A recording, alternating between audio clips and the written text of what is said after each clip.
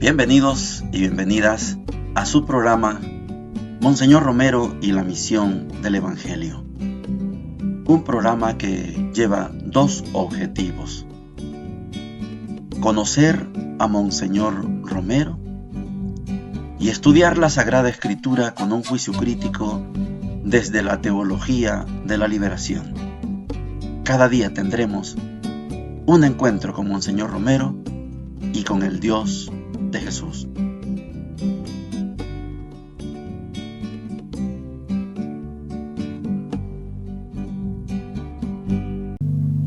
Hola, ¿qué tal?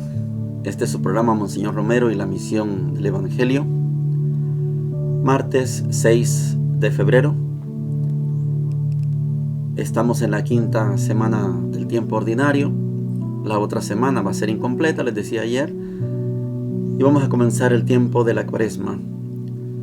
En la primera parte, Monseñor Romero nos habla de su 31 de diciembre de 1978. Es un 31 de diciembre agitado para Monseñor, pero yo quiero que veamos uno de los secretos que siempre tuvo Monseñor Romero para ser lo que fue y para seguir siendo lo que es. Hay una cantidad de actividades por ser 31 de diciembre. Monseñor atiende a los seminaristas, va a la misa, es domingo, la misa de las 8 de la mañana, tiene misa a las 7 de la noche, almuerza con los seminaristas, en la noche se reúne en el hospitalito, en medio de la cohetería, se desean toda clase de felicidades, está bien, pero hay un detalle. Hay un momento del día que Monseñor Romero hace algo que para los católicos y católicas es fundamental: la meditación frente al Santísimo. Para nosotros, decir Santísimo es decir Jesús sacramentado. Allá en el templo, ahí donde les comentaba, ahí hay una lucecita que titila, que no está quieta, que se mueve. Esa lucecita indica que ahí está Jesús. Jesús real, no representando, no, es Jesús real. Cuesta entender esto, por eso les quiero explicar.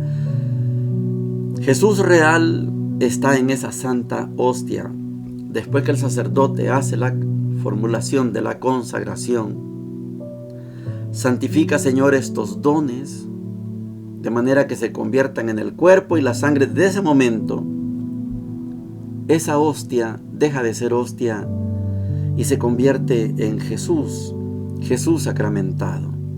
Monseñor, en medio de ese ajetreo del día, y lo hacía frecuentemente, puedo decirlo todos los días, Monseñor meditaba frente al Santísimo. Y meditar frente al Santísimo, hay muchas fórmulas. Yo no soy experto en espiritualidad de ese tipo, pero una de ellas es estar por estar.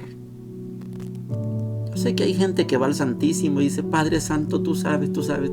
Entonces van no a meditar, van a hablar. Eso existe. Meditar es sentarse, hincarse o estar de pie y guardar silencio. Porque en la medida que yo guardo silencio, habla Dios. En la medida que yo hablo, Dios guarda silencio. Esta es una máxima de espiritualidad. Cuando vamos al Santísimo, sí, hay que hablar. Por ejemplo, hay que hacer la visita que se llama visita al Santísimo.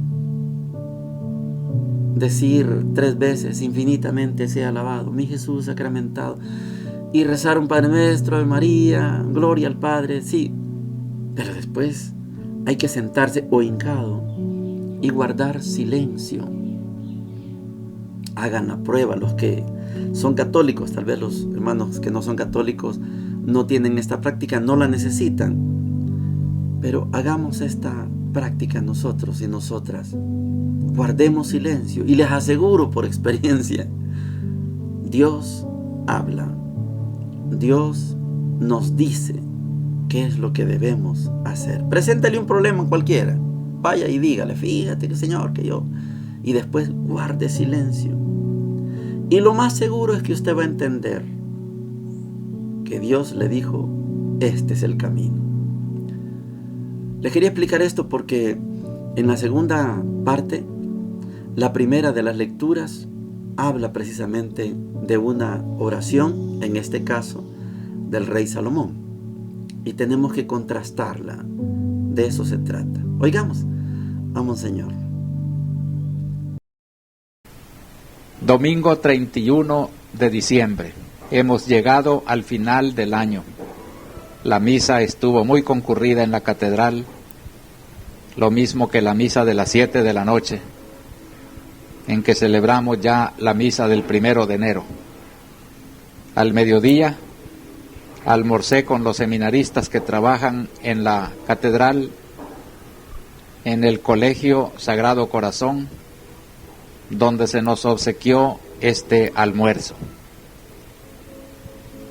Por la noche, a las 10, tuvimos una meditación ante el Santísimo y celebré la misa en la capilla del Hospital de la Divina Providencia.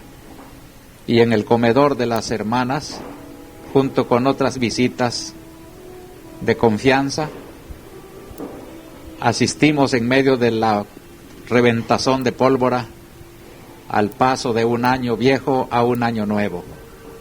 Y nos auguramos felicidades para el nuevo año. Feliz año nuevo. Llegamos a la sección de la palabra de Dios. Martes 6 de febrero. Martes de la quinta semana del tiempo ordinario. Les comentaba en la primera parte que hoy vamos a tener como una diosualidad. Vamos a tener la oración, una muy bonita oración del rey Salomón, que contrastada con la realidad que nos toca vivir ahora, nos puede dejar algunas enseñanzas.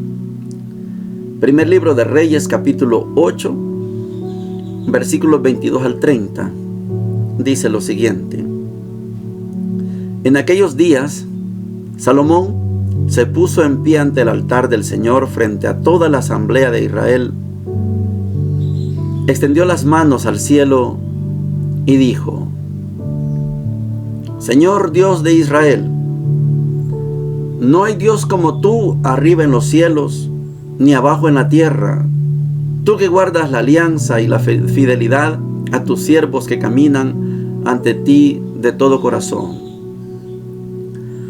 ¿Habitará Dios con los hombres en la tierra? Los cielos y los cielos de los cielos no pueden contenerte, cuanto menos este templo que yo te he erigido. Inclínate a la plegaria y a la súplica de tu siervo, Señor Dios mío. Escucha el clamor y la oración que tu siervo entona hoy en tu presencia. Que día y noche tus ojos se hallen abiertos hacia este templo, hacia este lugar del que declaraste: ahí estará mi nombre.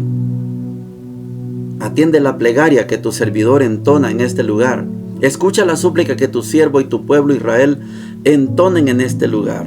Escucha tú, desde el lugar de tu morada, desde el cielo, escucha y perdona. Palabra de Dios. Te alabamos, Señor. Bonita oración. Es el rey Salomón. Creo que ya hemos tenido suficiente estudio sobre Salomón, quizá más puntual que lo que estudiamos del rey David, Pero yo voy a ir más allá de esta oración.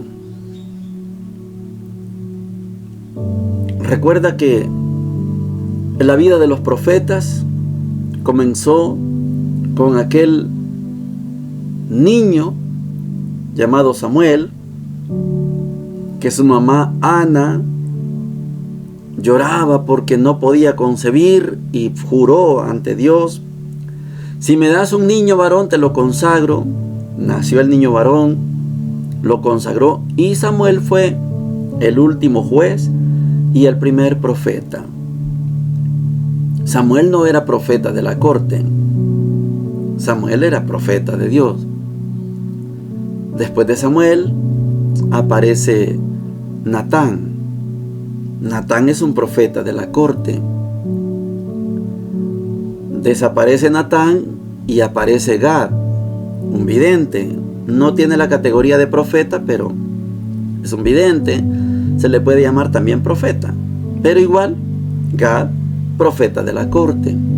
Reaparece Natán para hacer la triquiñuela de que David nombre como sucesor suyo no a Adonías, que se había proclamado igual que Absalón, sino que declare a Salomón. Y así fue. Hicieron la triquiñuela: tú entra, yo voy a entrar después y vamos a... Y el anciano David, postrado en su cama, a punto de morir, da su voluntad que Salomón sea el sucesor suyo. Quiero que veamos ahora a Salomón. Salomón, heredero del trono de David. Él está haciendo las veces de rey, porque lo es. Hace las veces de sacerdote, que no lo es. Salomón no es sacerdote. Y hace las veces de profeta, que no lo es. Y esto es complicado para entender a Salomón. Salomón es rey. Y Salomón deberá escuchar a los profetas. Y Salomón debe dejar que el sacerdote ejerza el sacerdocio, porque es el encargado del templo. Salomón está agarrando los tres papeles: rey, sacerdote, profeta. Ya vendrá un profeta, un nuevo profeta. Ahora sí, no profeta de la corte, es un profeta de la calle. Ya viene, ya lo vamos a estudiar. La oración de Salomón es bonita, es humilde, es sencilla. Viene del labio de un rey. Está parado frente a la asamblea como un sacerdote. Parado frente a una asamblea como un profeta. Parado frente a la multitud como un rey. Y ante Dios, Salomón tiene que reconocer: Dios no cabe en el cielo, Dios no cabe en la tierra. Sin embargo, te hemos colocado aquí, en esta esquinita, en ese santo santorum, en ese santo de los santos. Ahí te hemos colocado. Lo que hemos estudiado sobre Dios, la concepción de Dios, que en tiempos de Salomón dejó de ser el Dios errante, el Dios caminante, el Dios nómada, y Salomón lo vuelve un Dios sedentario, estable, encerrado en el santo santuorum. Cuando venga Jesús, decíamos, nos va a devolver la imagen del Dios itinerante, del Dios del pueblo.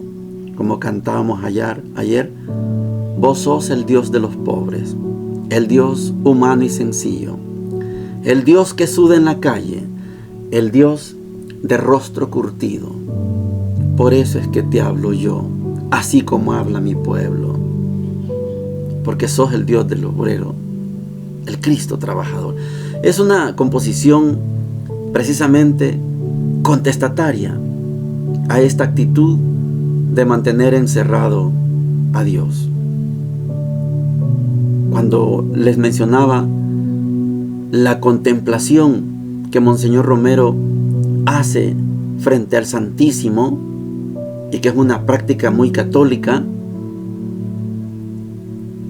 es porque ahí está Jesús. Pero en la conciencia cristiana católica, Jesús no está solo ahí, ahí está, realmente está. No es que la hostia representa, no nos equivoquemos, la hostia es Jesús, la consagrada es Jesús. O sea, cuando yo voy a un templo católico y veo las luces titilantes, es porque ahí está. Pero no solo ahí, también está en la calle, también está en la persona maltratada, en la persona oprimida, también está en una mujer que sufre porque su marido es borracho y porque la golpea, también está en los niños maltratados, etc. Dios no está solo ahí, pero sí está.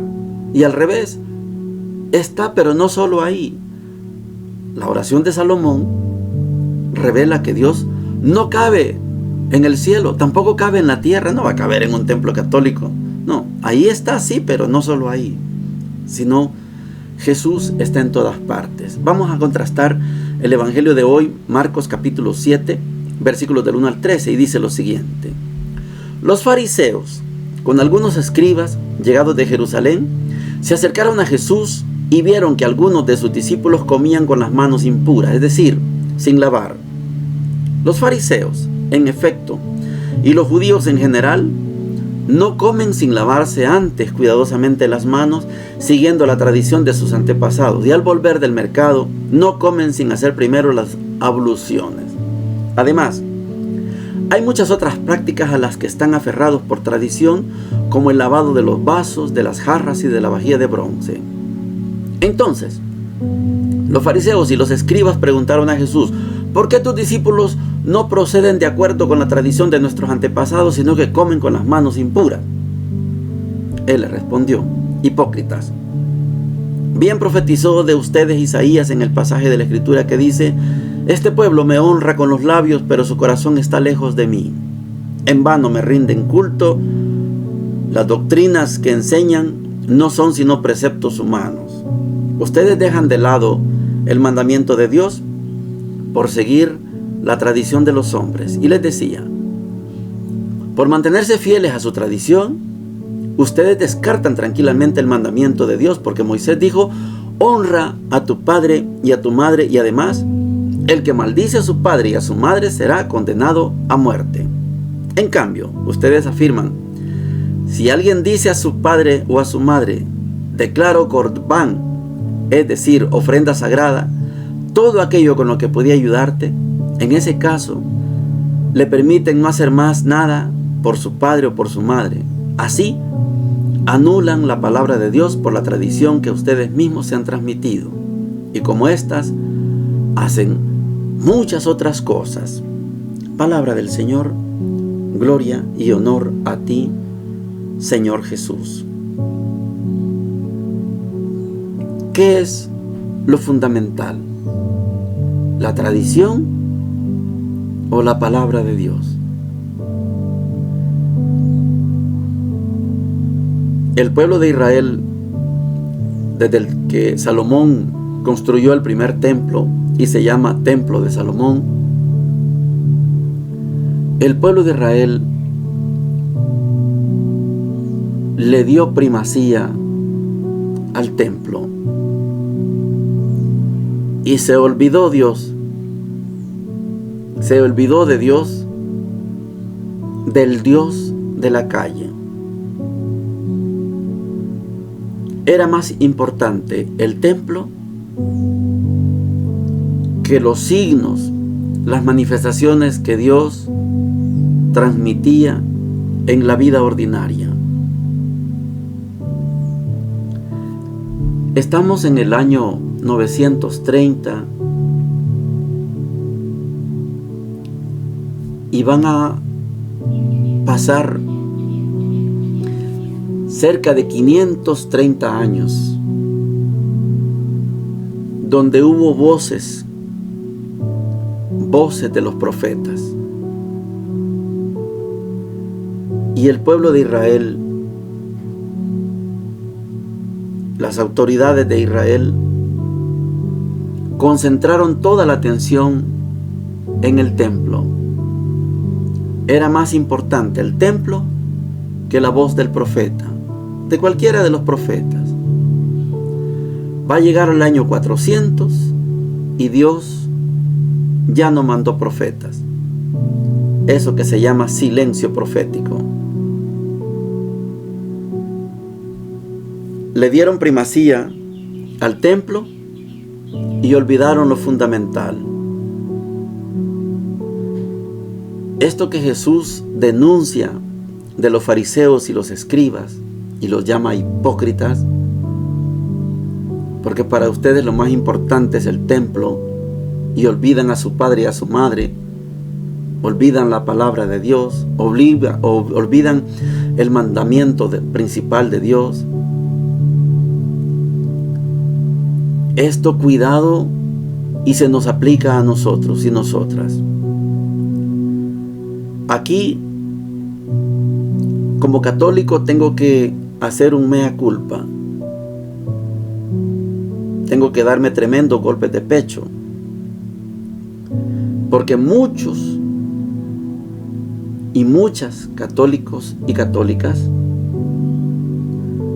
preferimos mantener muy bonito el templo, y hablo desde laicos hasta sacerdotes, y un templo muy bonito y lujoso, y cortinas y alfombras y flores y luces y sonido, etc. Y no se repara muchas veces, no reparamos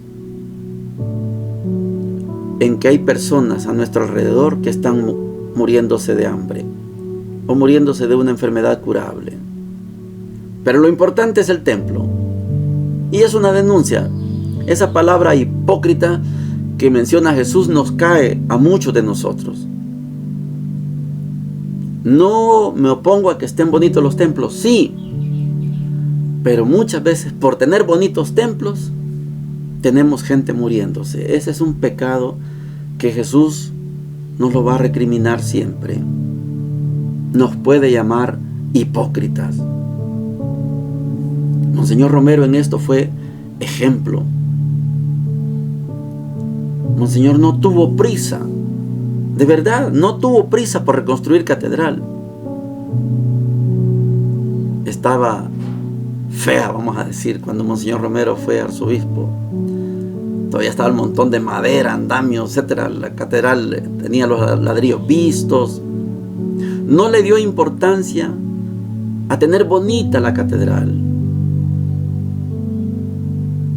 Sí, la gente le daba 5 colones, le daban un dinero, está bien, compremos bolsas de cemento, ladrillos, sigamos. Pero no con prisa. Porque la prisa que Monseñor Romero tenía era que el pueblo viviera muy bien. Al pueblo lo estaban matando. Y Monseñor sí cumplió el mandamiento. Cuidó al pueblo. Esto fue lo fundamental. Después de Monseñor Romero vino Monseñor Rivera-Damas. Siguió bastante la tradición de Monseñor. Ahí está la catedral, sí, pero despacio, despacio. Atendamos otras cosas. Llegó Monseñor Sáenz Lacalle, Fernando Sáenz Lacalle, y él sí, inmediatamente, ¿cuánto es el presupuesto? Y los técnicos dijeron 30 millones de colones. Muy bien. El gobierno le dio 15 millones y la empresa privada 15 millones y ahí está la catedral terminada. En una ocasión yo dije que esos 30 millones equivalían a las 30 monedas malditas con las que Judas vendió a Jesús.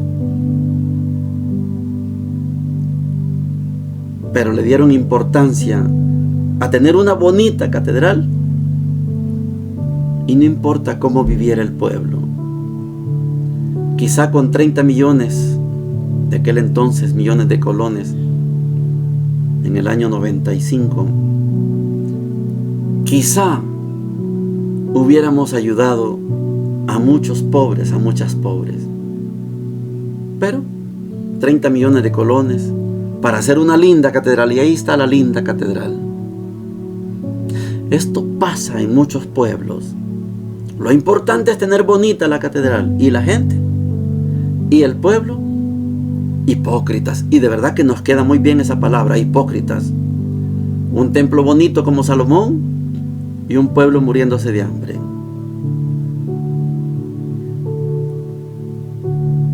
Dios quiera que pudiéramos convertirnos y pudiéramos antes pensar en el pueblo que en los templos. Ojalá pudiéramos recapacitar en esto. Jesús está en el templo, sí, pero no solo ahí. Jesús no puede estar preso en el templo. No, Jesús no lo permite. No le gusta eso. Sí está. Yo voy al templo y ahí está. Pero voy a la calle y ahí está. Yo trabajo en el mercado Dueñas en Santa Tecla. Ahí está. Y voy en un bus y allí va. Y voy a la playa y ahí está. Y si alguien va a la discoteca, ahí está. Pero no lo vemos, ni le hablamos, ni lo contemplamos. Y en esto Monseñor Romero es maestro de la espiritualidad. Sabe que Jesús está en el Santísimo, por eso hablaba con él, lo escuchaba. Sabe que estaba en el obrero, en el secuestrado, y luchaba por él. Monseñor es maestro de la espiritualidad. Bendiciones para todos y para todas.